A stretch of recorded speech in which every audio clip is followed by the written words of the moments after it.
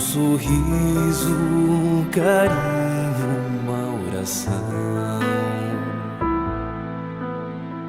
Gotas de luz rompendo a escuridão. Sementes da paz germinando em cada coração. Com paciência e ação. Esforço a mais, um gesto de paz, numa corrente de amor que não se desfaz. Vamos construindo, construindo a paz.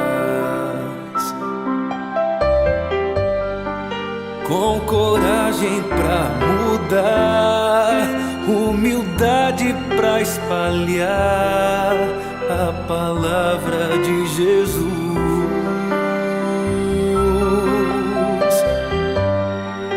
Inundando o coração, transbordando a emoção de estar mais perto de Deus.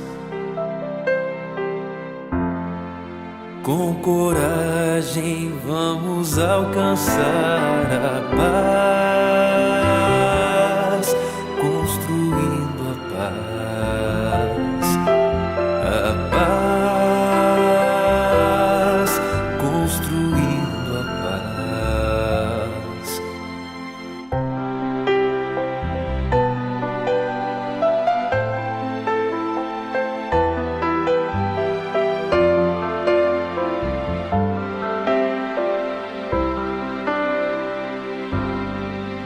Um sorriso, um carinho, uma oração. Gotas de luz rompendo a escuridão. Sementes da paz germinando em cada coração. Com paciência e ação. Esforço a mais, um gesto de paz, numa corrente de amor que não se desfaz. Vamos construindo, construindo a paz.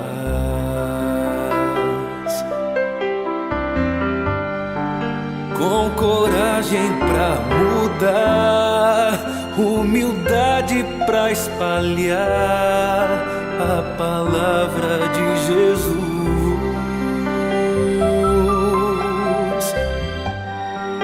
Inundando o coração, transbordando a emoção de estar mais perto de Deus.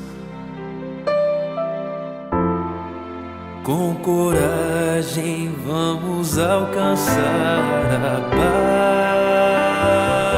paz, construindo a paz, a paz.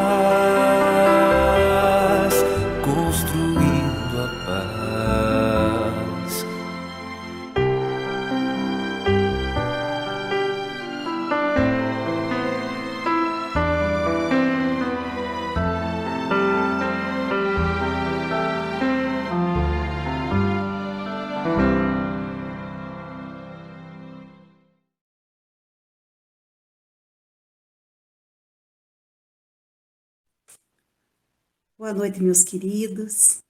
É com grande alegria, muita gratidão, que iniciamos mais um trabalho, mais uma roda de conversa. E que mais uma quinta-feira nós pedimos licença e adentramos os vossos lares, os vossos locais de trabalho, onde estejam irmãos que, como nós, estejam interessados em buscar esclarecimento, em buscar consolo nesta doutrina que nos abraça, que nos ampara. Gratidão realmente pela oportunidade. Para a nossa roda de conversa desta noite, então, nós contamos com a Bruna na técnica, com a Lide, com o Sandro, e hoje temos também uma imensa alegria, porque estamos com o nosso querido irmão Pablo, que é de Juí, da Sociedade Espírita de Auxílio e Fraternidade, e que vai nos auxiliar no trabalho desta noite. Então, para que já possa deixar o seu boa noite inicial, eu começo com o Pablo. Boa noite a todos que nos assistem.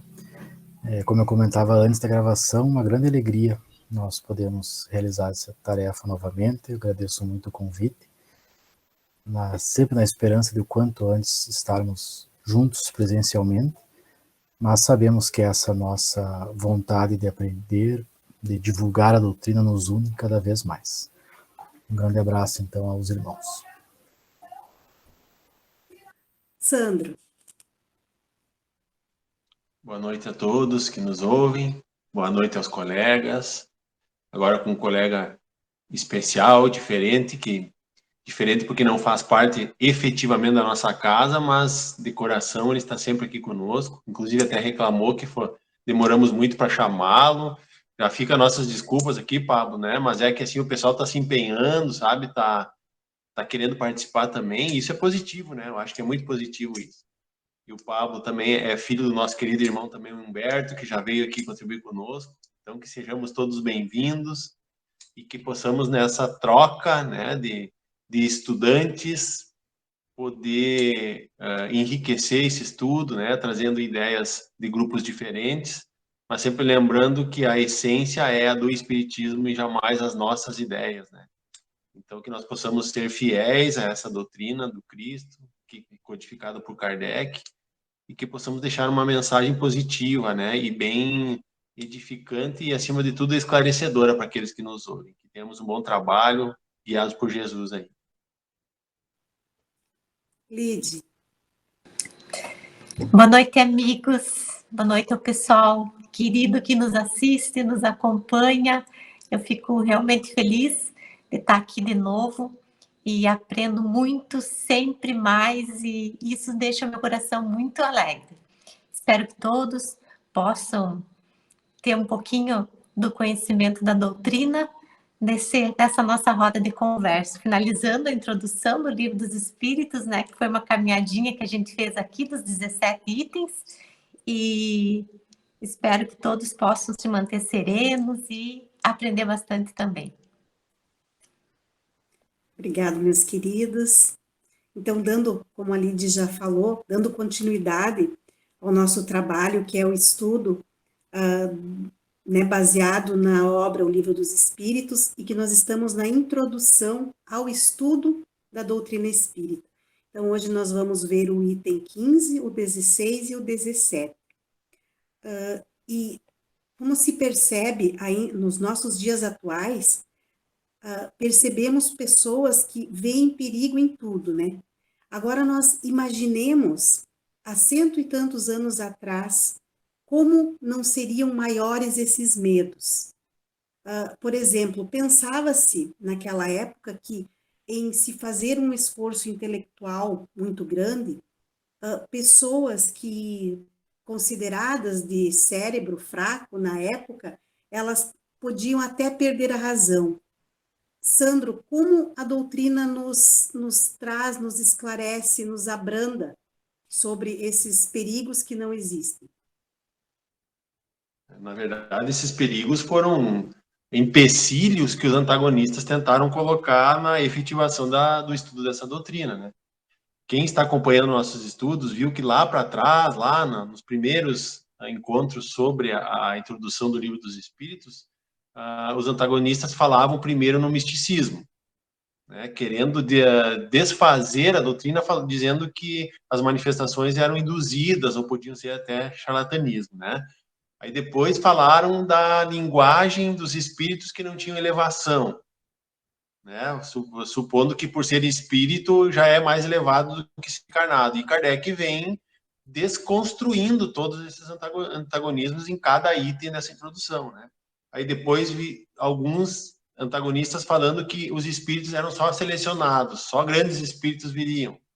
Aí Kardec vai lá e explica também qual era aquela condição que nós não vamos falar de novo. Aqueles que não acompanharam, fica o convite para voltarem lá atrás nos itens e lerem, né? Depois, outros antagonistas falando da divergência de linguagem dos espíritos. Espíritos do mesmo grau de elevação não falavam a mesma coisa sobre o mesmo assunto. Kardec desconstruiu também esse antagonismo, né? A falta de ortografia, erros de ortografia, na mesma ideia, aquela de que por ser espíritos seriam maiores ou mais evoluídos do que os encarnados. E Kardec desconstruiu também. E nesse mesmo sentido, eu lembro que comentávamos aqui no estudo do domingo, quando você quer desfazer alguma coisa, você acha vários empecilhos para desfazê-lo, né? Principalmente quando você não quer acreditar, acima de tudo, ou quando você não quer fazer, né? E é muito típico da preguiça também, você desfazer algo que poderia ser útil. Você fica criando coisas para que aquilo perca a seriedade ou perca o valor. E dentro desse sentido, falava-se que quem fazia esses trabalhos com o espiritismo poderia vir a um estado de loucura. E aí Kardec questiona o seguinte, o estado de loucura não é uma questão do estudo, é uma questão do estudioso, que tudo aquilo que for fixado de uma forma desequilibrada pode levar a um estado de loucura. E que esse estado de loucura é uma situação de predisposição física. Então, para que condenar uma teoria, condenar um estudo pela característica que dará no estudante? Então, essa característica da loucura é algo atrelado ao estudante e não ao estudo. Porque sabe-se, né, que na história toda existem várias pessoas que enlouqueceram ou piraram estudando matemática, estudando medicina, estudando música. Às vezes sentem-se até um peixe fora d'água, como a gente diz, né, de tanta dedicação. Mas é pelo problema da fixação em um assunto único, né, num cérebro já fraco, como tu disseste ali no início, Ju, já tem essa predisposição a perder esse equilíbrio. Então, não dá para se atrelar isso à doutrina especificamente. Então, Kardec diz que isso não é exclusivo do espiritismo. Isso também pode acontecer no espiritismo, como em qualquer outra ciência. E ele diz que, pelo contrário, que o espiritismo pode ainda preservar o estudioso dessa loucura, principalmente porque ele ensina como entender as coisas do mundo. Obrigada, Sandra. Pablo, então, dando sequência. Segundo esclarece-nos o item 15 dessa introdução ao estudo da doutrina, como o verdadeiro espírita vê as coisas desse mundo. Completando ali, bem interessante tudo que o Sandro falou, né, sobre essa, vamos dizer assim, essa característica, essa possibilidade que a doutrina espírita traz de ser esse preservativo contra a loucura, né? Kardec vai trazer no texto ali, muito interessante, que as causas mais comuns de, vamos dizer, loucura, mas ele está falando de uma sobrecitação cerebral, ou seja, quando você fica preso a uma ideia fixa, problemas, por exemplo, e não consegue sair disso, e isso acaba ocasionando problemas mentais e emocionais. Então ele coloca, por exemplo, as decepções, infortúnios, afeições contrariadas, né, que já eram naquela época problema, continuam sendo até hoje, né, que são as causas mais frequentes também de suicídio. Então, bem parecido com tudo aquilo que o Sandro comentou, do espírita, que o espiritismo ensina que a vida continua, que o espírito ele segue a sua vida da forma como ele é no mundo espiritual, então ele só está livre do corpo de carne depois da morte, ele fica com o corpo espiritual, ele é quem ele é, e ele leva para o mundo espiritual as marcas daquilo que ele fez na vida, de bom e de mal, no melhor exemplo do quadro de Dorian Gray. E o espiritismo ainda traz também que voltamos à vida, reencarnamos, temos outras existências, e nessa outra existência comprovamos os ensinamentos que tivemos, provamos eles, e ainda somos capazes de recuperar os nossos erros, refazendo o caminho mal feito. Essa visão, o elo que faltava do ensinamento de Deus, o ensinamento completo que inicia-se com Moisés, segue com Jesus, completa-se com a doutrina espírita, nos traz a verdadeira justiça divina, o amor de Deus, coloca tudo em ordem e tudo faz sentido. Então isso nos traz uma visão mais elevada das coisas, de uma maneira de dizer, como se estivéssemos em cima de uma montanha, com uma visão mais ampla de tudo que está acontecendo na vida, não ficando preso aos fatos em si. Kardec vai trazer, e algo que nós queremos aprofundar um pouco, quando ele vai dizer que o verdadeiro espírita vê as coisas de uma maneira tão elevada que essas situações da vida parecem pequenas, parecem mesquinhas, a par daquele futuro que o aguarda, ou seja, o que são pequenos momentos de sofrimento, de aflições aqui na Terra, comparados com uma felicidade futura do mundo espiritual. Ele comenta que aos olhos, então, do verdadeiro espírita, as tribulações, elas não vão passar de pequenos incidentes desagradáveis no curso de uma viagem. Então, o que às vezes em outra pessoa pode causar uma violenta emoção, afeta pouco o espírita, porque sabemos nós que as amarguras da vida são provas para o nosso adiantamento. As dores, elas são terapêuticas, elas são pedagógicas, elas têm um propósito de nos ensinar. E se nós soubermos enfrentar essas dificuldades sem reclamações, sem queixas, iremos superar essas dificuldades, iremos obter o aprendizado e aí vamos ser recompensados dentro da medida da coragem com que nós suportamos todas essas dificuldades. As reuniões mediúnicas, as comunicações que os espíritos fazem através de médiuns, nos trazem ensinamentos extremamente importantes e profundos, porque nos mostram as consequências de levar a vida desta forma demasiada preocupada com os problemas, nessa sobreestação cerebral, que nem Kardec fala, muito focado somente no aqui e no agora, sem essa visão ampla que a doutrina espírita traz. Nós temos o exemplo do que acontece se não conduzirmos a nossa vida com otimismo, se não conduzirmos a nossa vida enfrentando os problemas com coragem, com fé, com esperança. As consequências são tristes, principalmente as consequências daqueles que escolheram o suicídio como uma tentativa de escapar dos problemas, mas que de verdade somente aumenta em muito o problema que ele está enfrentando. Então, justamente por causa dessas informações que nós temos, a nossa visão é mais ampla. É como se estivéssemos todos dentro de uma tempestade, porém, o espírita ele tem um mapa completo da previsão do tempo, sabe aonde são os piores lugares, sabe aonde proteger-se, sabe quanto tempo vai durar, qual a intensidade, ou seja, ele está na tempestade com os outros, mas ele fica mais tranquilo, porque ele possui certas informações que lhe permitem mover-se nessa tempestade com mais segurança, com mais tranquilidade.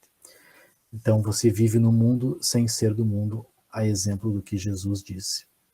E só um ponto interessante, quando estávamos refletindo, quando Kardec coloca na introdução do Livro dos Espíritos, ele fala: o verdadeiro espírita vê as coisas de uma forma tão elevada. E nós temos uma explicação legal sobre o verdadeiro espírita no Evangelho segundo o Espiritismo, quando Kardec está falando no capítulo Sedes Perfeitos sobre o homem de bem e depois sobre os bons espíritas.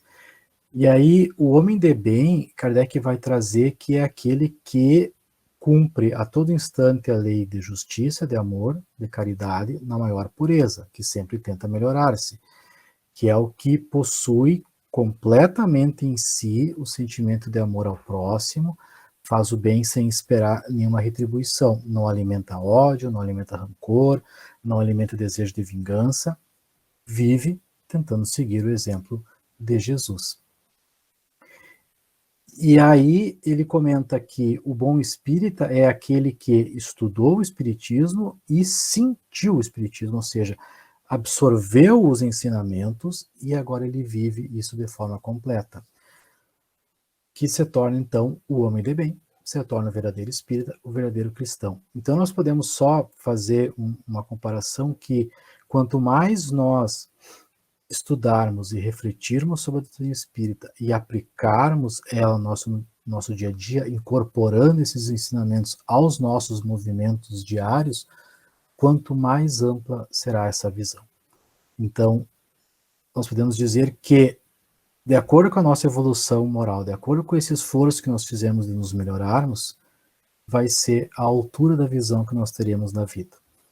Porque muitas vezes as pessoas se preocupam somente com o fenômeno, e ali um ponto que o Sandro disse muito bem, ao desmistificar algum fenômeno, e existem obviamente charlatões, você diz, se a pessoa estava nos enganando, então o espiritismo é falso. Isso a pessoa não quer aprender, ela viu a ponta do iceberg e não quer entender todo o resto que tem, todos os outros 90% que são o ensino, que é a questão moral da doutrina espírita. E aí torna-se o espírito imperfeito, ou torna-se a pessoa que não compreende a parte moral, e aí quando vem uma tempestade sofre bastante. Então, quanto mais nós nos esforçarmos, quanto mais nós melhorarmos, mais alto será a nossa visão, com mais força, com mais coragem enfrentaremos os problemas, manteremos sempre o bom humor, apesar de qualquer dificuldade. E, Pablo, e corremos o risco daí também de sermos taxados de loucos também, né? Porque quando se chega nesse nível de saber o mapa da tempestade, seguindo os conselhos de Joana de Anges, nós vamos agradecer até pelo mal que nos chega. E aí nós vamos correr o risco de ser chamados de loucos também, tipo, o cara tá agradecendo pelo mal, porque o que se faz quando se ora normalmente? Se pede, né? Uhum. Se pede, e se agradece pelo livramento. Isso, né? E Joana de Anges, nas suas obras, né, psicografadas por Divaldo Franco, ela diz que nós devemos também agradecer pelo mal que nos chega. Baseado em todas essas explicações que o Pablo deixou aí, de que o mal e que as dores são as ferramentas que nos elevam. Então, só para deixar uma descontração na discussão aí, que nós podemos ser taxados de loucos também por ter subido a montanha e visto de cima, né? Porque nós devemos agradecer o mal que nos chega também. Eu quero só aproveitar, então, isso aí, porque a reforma, como a doutrina espírita diz, ela é íntima. Então, às vezes, ninguém sabe do esforço que você está fazendo internamente para melhorar-se. E aí, quando tu falou de ser taxado de louco, na última palestra que nós fizemos na nossa casa espírita, era sobre oferecer a outra face, e ainda hoje nós temos a questão de defender a minha honra, de não levar o desaforo para casa. Então, a pessoa que tenta manter-se a calma diante de uma ofensa, pode ser chamada de covarde, pode ser chamada de louco, mas ela está tentando ser uma pessoa melhor, está tentando perdoar, manter-se a calma. Só para não tomar muito tempo da Juliana ali, quando Pedro ataca o soldado romano lá, Jesus é preso e Pedro ataca o soldado, o que ele está tentando dizer? Que ele é forte, que ele é corajoso, que ele defende Jesus, e ele tinha uma arma, e então ele ataca o soldado, que é muito do que se vê hoje. A pessoa, aqui ninguém faz, eu não levo desaforo para casa, eu defendo. Mas isso não é coragem, isso é que nem um cachorro quando você pisa no rabo dele, ele ataca, né? Isso é um lado animal. Coragem mesmo, ele deveria ter demonstrado quando ele estava lá no pátio de Caifás, perto onde Jesus está preso, e perguntam para ele, aí, veio salvar o teu discípulo? Tu é um deles? O que aconteceu nessa hora? Ele não teve a coragem necessária, né? Ele negou Jesus. Então, na hora dele demonstrar realmente o ser corajoso, com força, aquele ser que realizou uma transformação íntima e mantém a sua posição, apesar de tudo, falhou. Então, esse é um ponto interessante. Às vezes, podemos sim ser taxados de louco, no mínimo, né? E mais coisas por estar trabalhando em nós tudo isso que a doutrina espírita nos ensina. Obrigado, Pablo. Obrigado, Sandro. Agora eu vou chamar a Lide. Lide, existem duas objeções, são teorias racionais que admitiam a realidade dos fenômenos materiais e morais, mas que excluíam a intervenção dos espíritos. O que nos traz esse item para nos esclarecer, Lídia? Vendo os colegas falando da gente ser taxado de louco, eu não consigo não falar da Annette, quando ela traz as reflexões das palestras dela sobre justiça divina, né? E faz a gente refletir do quanto a gente está num mundo que cada um tem a sua justiça, né? Então, mas só entendendo realmente do espiritismo e tendo essa vivência, tá trabalhando essa reforma íntima que a gente consegue entender, né? Ju, então, diz o que o Sandro trouxe no início, né? De todos esses itens que vieram até aqui. Kardec tentando trabalhar através das objeções do que o pessoal trazia da doutrina, né? Esses únicos 2 itens que faltam é que seriam os únicos que realmente acreditavam nos fenômenos, só não acreditavam que tinha influência espírita. Então, a primeira objeção que ele vai trazer seria um dos médiums que tinham um sonambulismo desperto, mas que, então, através deles, é que eles tirariam as informações. Então, através de uma lucidez, eles tirariam, então, as informações que eles traziam. E aí, Kardec diz, então, o médium tiraria de si mesmo, e pelo fato da sua lucidez, tudo o que ele diz e todas as noções que transmite, mesmo sobre as coisas que lhe são mais estranhas no seu estado habitual. E aí o seguinte parágrafo, Kardec não faz objeção ao sonambulismo. E aqui eu achei incrível que ele traz uma informação de Kardec, né? Então, não seremos nós que contestaremos a força do sonambulismo, do qual vimos os prodígios e estudamos todas as fases durante mais de 35 anos. Então, quem acha que Kardec caiu de paraquedas, né, no espiritismo, não, então ele era até estudioso disso, e ele então não descarta a questão do sonambulismo, só que como médium, ele tiraria dele mesmo as questões, por que ele diria que eram os espíritos que passariam essas informações, né? Então, ele faz uma série de questões aqui nesse parágrafo, e ele termina assim, vede e observai, porque seguramente não viste tudo. E aí, depois ele termina, todos os fenômenos tivessem sua fonte no médium, eles seriam idênticos no mesmo indivíduo, e não veria a mesma pessoa ter uma linguagem discordante e exprimir alternativamente as coisas mais contraditórias. Essa falta de unidade das manifestações obtidas pelo médium prova a diversidade das fontes.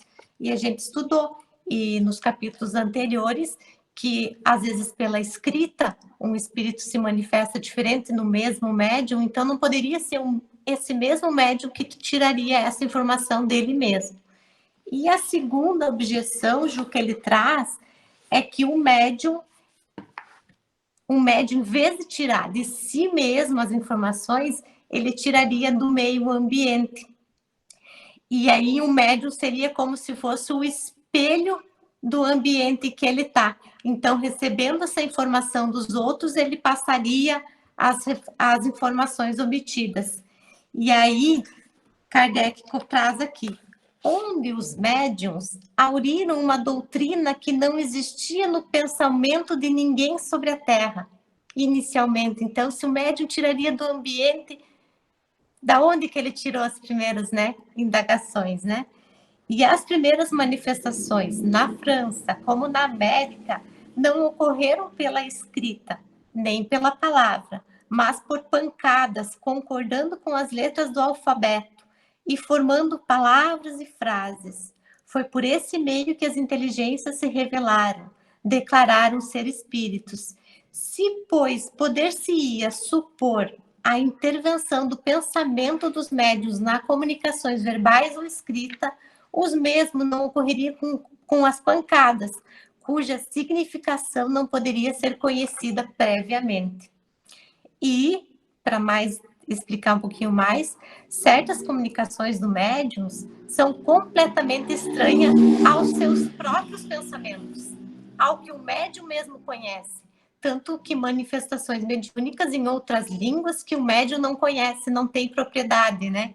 E isso a gente também falou nos itens anteriores, né? E às vezes as próprias opiniões diferentes dos assistentes das reuniões mediúnicas. Então seriam essas duas objeções finais, Ju. Uma que o médium tiraria as informações dele mesmo e a outra ele tiraria do ambiente que ele está. E aí tem essas explicações que Kardec nos traz. Obrigado, Lide. Pablo, já então no item 17, traz que a ciência espírita se divide em duas partes. O que cada uma delas nos traz? As duas partes, assim, ele tem a parte do fenômeno, da mediunidade em si, do experimento, que são das manifestações dos espíritos, da comunicação e outras manifestações, parecido com o que a Lide comentou, e a outra que é a parte filosófica, que é a filosofia que decorre por trás deste fenômeno, que são, então, os ensinamentos, as manifestações inteligentes que ocorrem. E a verdadeira doutrina espírita é essa segunda parte, são os ensinamentos que vêm através do fenômeno, são os ensinamentos que os espíritos nos trazem, são todos esses conhecimentos que não são simples, que são profundos, que são extensos, tanto que foi comentado quanto tempo estão só na introdução do Livro dos Espíritos, porque é um estudo que requer tempo, que deve ser realizado sempre, e isso é um excelente conselho que Kardec traz, realizado de forma perseverante, no silêncio e no recolhimento, ou seja, é um ensino que deve ser refletido, deve ser meditado em cima. Cada situação do dia a dia é importante que se coloque um ensinamento espírita em cima e se reflita sobre aquilo ali. Então, a gente não vai refletir acerca de uma situação sobre o fenômeno. Não é que o fenômeno espírita explica, não.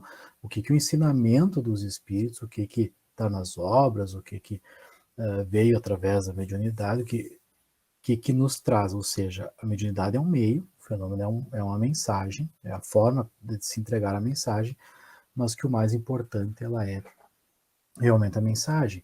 E esses ensinamentos, eles servem para guiar o homem nesse percurso da existência, mostrando o caminho que deve ser seguido, os porquês de seguir esse caminho, e qual é o fim, que é justamente esta felicidade no pós-vida, uma paz de consciência, uma sensação espiritual de paz de consciência. Eu ia comentar antes, acabei me passando, mais só para descontrair, coisas que acontecem no dia a dia, não deve acontecer com todo mundo, mas situações simples da vida que às vezes vão, se a pessoa ficar naquelas ideias que nós comentamos antes, naquelas ideias fixas, pensando só no problema, pode realmente complicar. Vamos dizer que alguém tenha um cachorro que descobriu como pular o muro da casa e arrumou confusão com o cachorro da vizinha lá, e aí você tem que conversar com seu vizinho, você tem que explicar a situação, tem que dar um jeito de aumentar o muro, né, num dia cansativo, um dia de serviço, que você queria ficar descansando em casa, lendo um texto espírita, se preparando, e dar essas situações. Então, você tem duas escolhas, você pode ficar bravo, você pode reclamar, e toda reclamação é você dizendo que o universo está errado, que Deus errou contigo, que de todas as galáxias, de todos os planetas, de toda a população que existe no universo, Deus errou contigo. Ou você pode entender que isso faz parte da vida, que estar encarnado na Terra tem essas situações, e isso é, no mínimo, um aprendizado de paciência, um aprendizado de manter o bom humor apesar de tudo. Se você tem família, muito mais ainda, de você não ser uma energia negativa caminhando pela sua casa. E o Espiritismo explica todos os porquês de se manter bem-humorado, de se manter com esperança, com fé, enfrentando situações menores como essa ou maiores, a importância disso tudo e o que isso aí leva. Então, vale a pena você enfrentar essas situações na vida pensando no bem que isso vai trazer.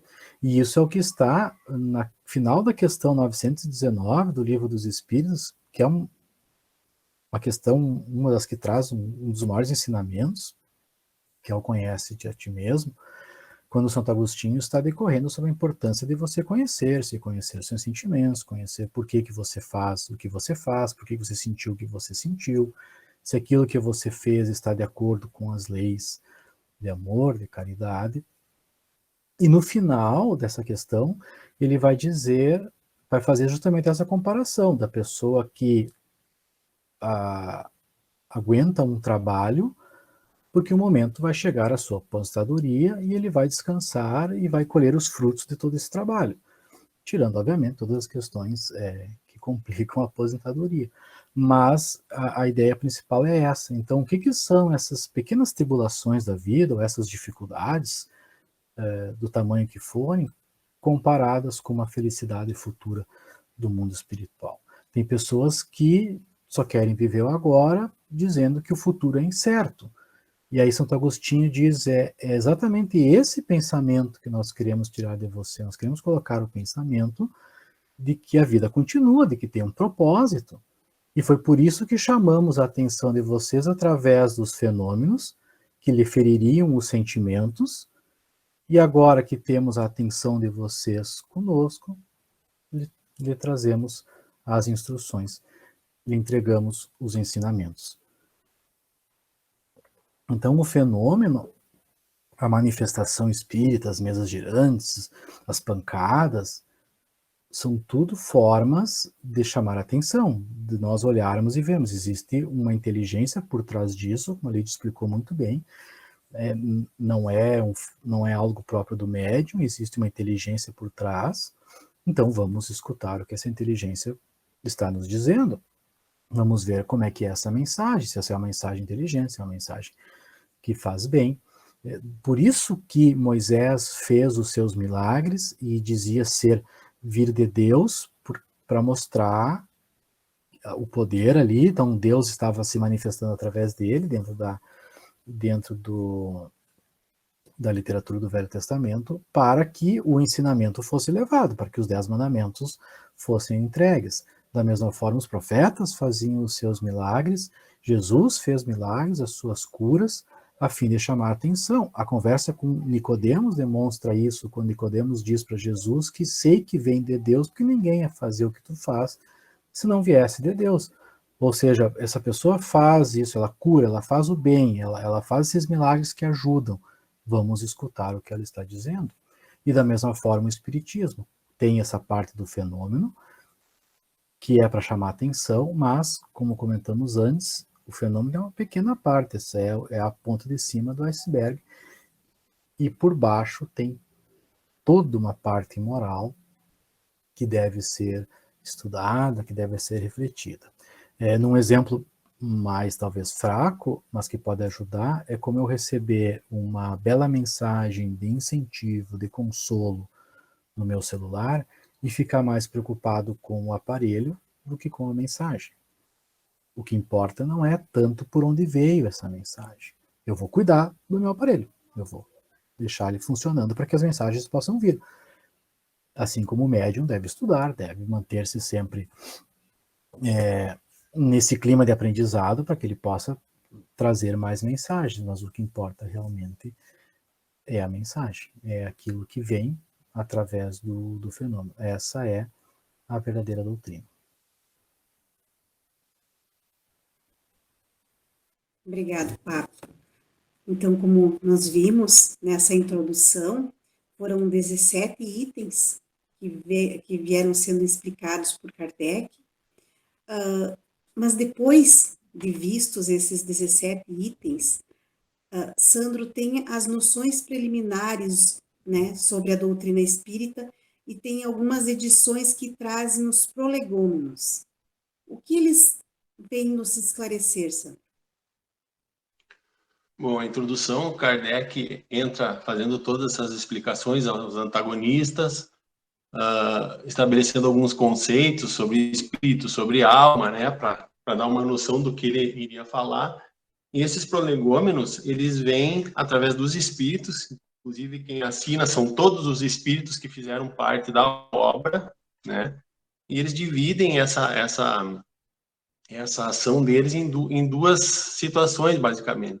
Eles vêm primeiro oferecendo a noção do que seria esse estudo, né, do que seria o espiritismo. Então, quando eles dizem que existem elementos que fogem à explicação da ciência, que esses elementos são feitos de causas inteligentes, né, e que eles podem e que essas causas inteligentes se apresentam como espíritos, né, que não tem mais o corpo que o homem tem, e que esses espíritos poderiam se comunicar com os encarnados, né, eles vêm trazendo as preliminares realmente do que seria o estudo do espiritismo, né?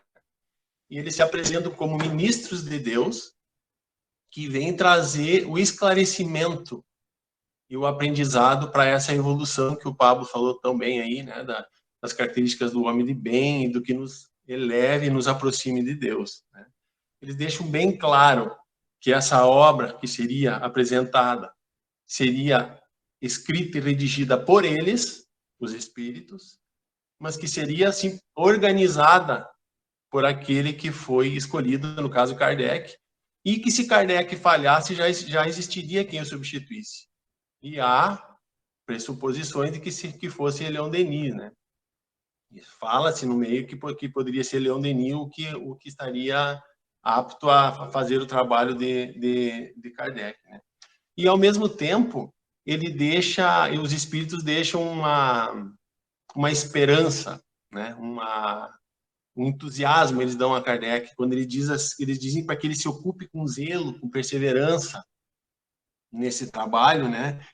Que esse trabalho vai ser a base de todo edifício onde vão convergir todos os homens, quando todos tiverem o conhecimento dessa doutrina de amor, de caridade. Então, ou seja, nós estamos fazendo o sustentáculo para o futuro evolutivo da humanidade. Então, isso tudo era um entusiasmo, né, para quem ia fazer o trabalho. E que existiria ensinamentos que ele deveria deixar guardado só para ele, que seria dito quando que ele poderia liberar, que é o que justifica a formação das outras obras, né? O trabalho de Kardec foi um trabalho fracionado, estudado, colocado na ordem, na sequência necessária para que houvesse o entendimento, né? Então é disso que eles falavam também. E que ele não se desencorajasse pela crítica. Viriam muitas críticas, muito antagonistas, tanto que ele começou ali escrevendo para contestar os antagonistas, né? E ele preparou primeiro o terreno, Kardec, para depois vir com a doutrina num solo fértil já, né? E que esses contraditores poderiam ser tanto encarnados quanto desencarnados.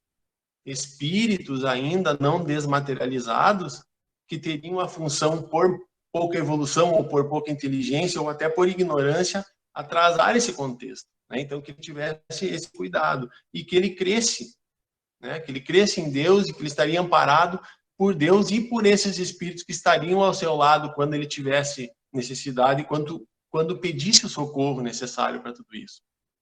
Então, esses prolegômenos é uma explicação prévia e um incentivo, um encorajamento que os espíritos dão, então, a Kardec, né? E que com a perseverança ele ia saber recolher os frutos. E que talvez esses frutos não seriam na vida atual, poderia ser no futuro, mas que a gratificação viria quando ele visse a humanidade se transformando em cima desses ensinamentos, que os espíritos estariam como ministros de Deus. Então, ele encoraja, ele diz assim, ó, vai lá, cara, vai lá que nós estamos aqui do teu lado, trabalhando contigo, a obra vai ser nossa, mas você vai apresentar ela para o mundo, vamos dizer assim. né? E te encoraja porque a tua recompensa vai vir, né? E confia nisso, né? E lembrando sempre que os bons espíritos sempre estarão do lado daqueles que falam de Deus com humildade e se afastam daqueles que não têm humildade. Então, baseado nisso, que ele pautou todo o trabalho dele, tanto que trocou até o nome, né?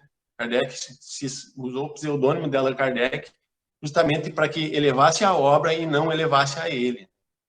Então, fecha com chave de ouro, né? Kardec explica, os espíritos vêm, enfatizam essa explicação dele e dão aquele incentivo, como quem diz assim, ó, o trabalho está aberto, é só coragem, persistência, que nós estaremos juntos.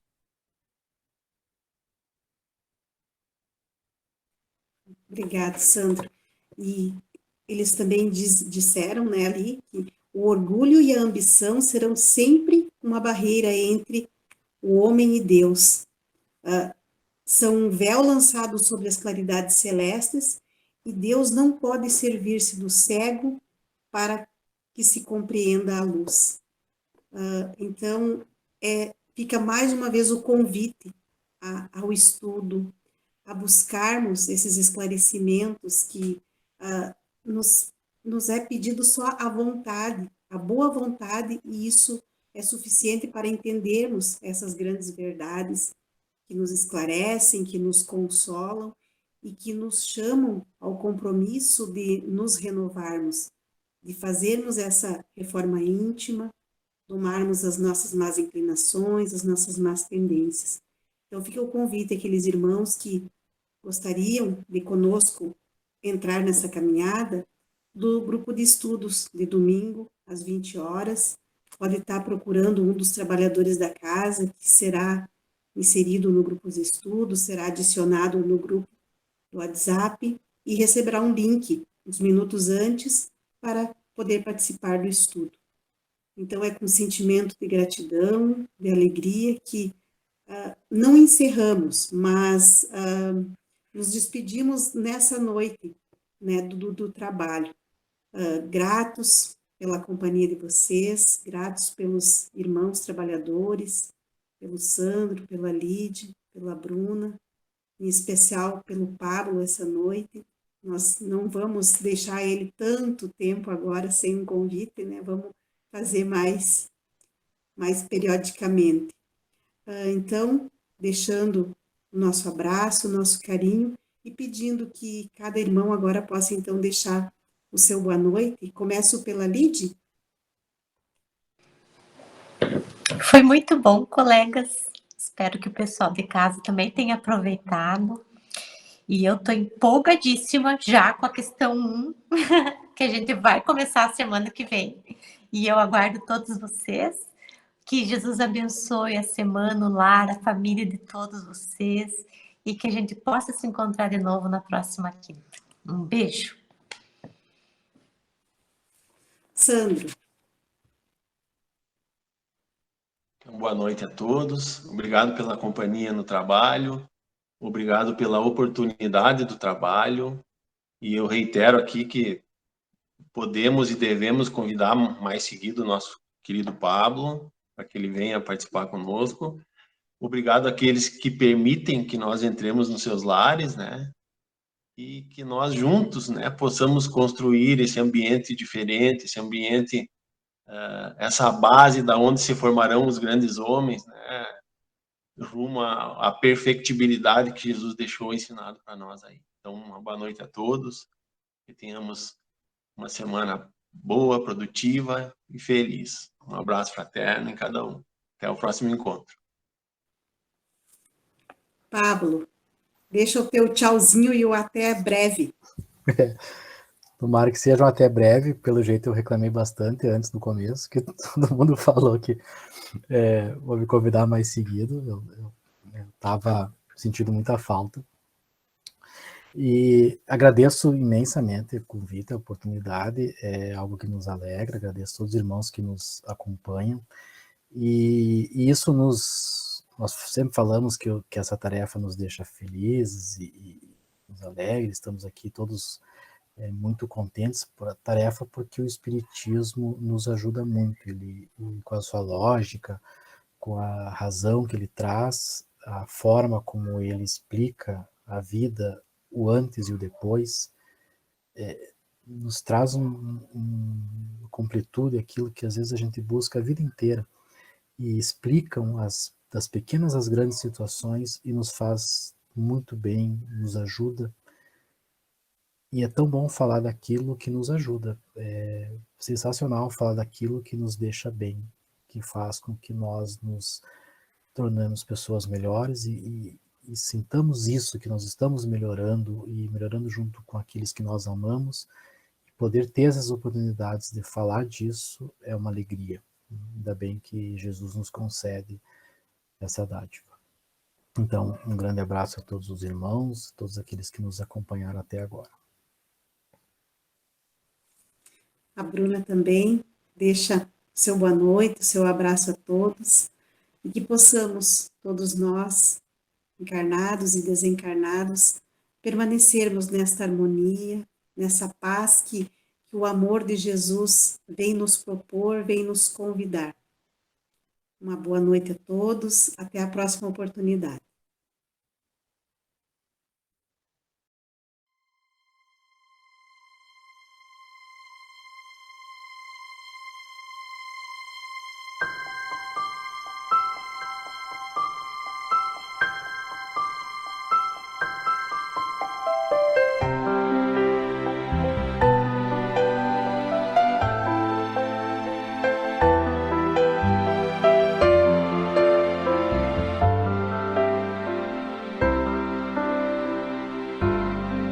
Um sorriso, um carinho, uma oração, gotas de luz rompendo a escuridão, sementes da paz germinando em cada coração, com paciência e ação. Esforço a mais, um gesto de paz, numa corrente de amor que não se desfaz. Vamos construindo, construindo a paz, com coragem pra mudar, humildade pra espalhar a palavra de Jesus,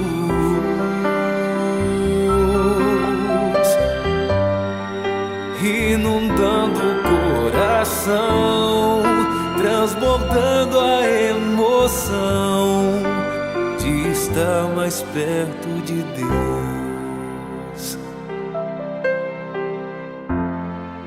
Com coragem vamos alcançar a paz, construindo a paz, a paz, construindo a paz.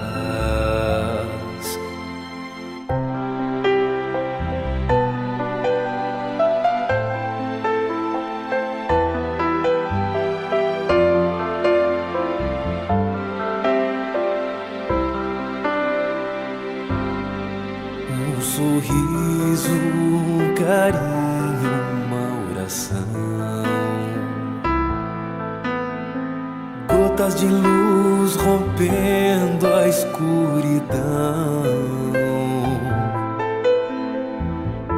sementes da paz germinando em cada coração,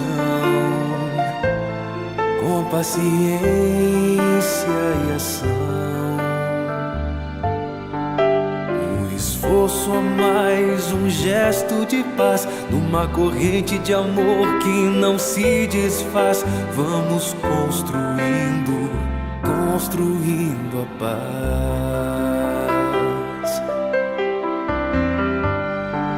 com coragem pra mudar, humildade pra espalhar a palavra de Jesus,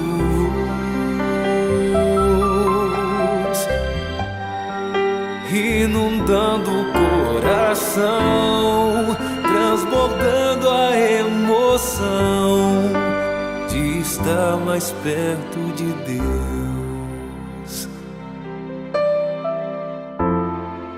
Com coragem vamos alcançar a paz, construindo a paz. A